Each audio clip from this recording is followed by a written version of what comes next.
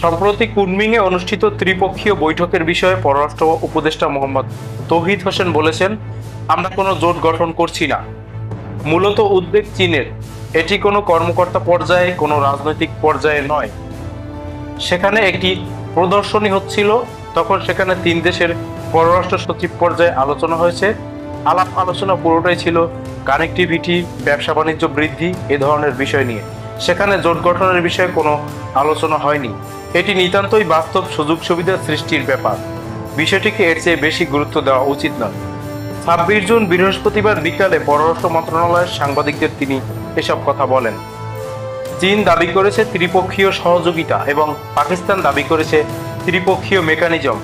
বাংলাদেশ দুটোই অস্বীকার করে কিনা জানতে চাইলে তৌহিদ হোসেন বলেন, আসলে কোনোটাই অস্বীকার করার প্রয়োজন নেই। এর থেকে বোঝা যায় এটি কোনো কাঠামোগত বিষয় ছিল না। প্রত্যেকেই তাদের নিজস্ব দৃষ্টিভঙ্গি থেকে বিষয়টি দেখেছে। আমরাও সেটিই করেছি।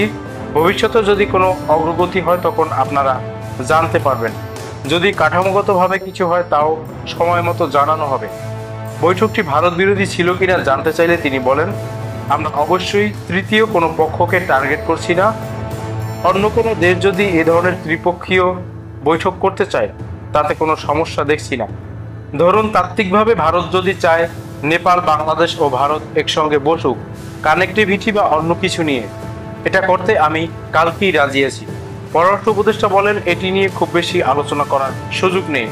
আলোচনা হচ্ছে মূলত দেশ তিনটির নামের কারণে, এছাড়া বাকি বিষয় নিয়ে জল্পনার কোনো সুযোগ নেই।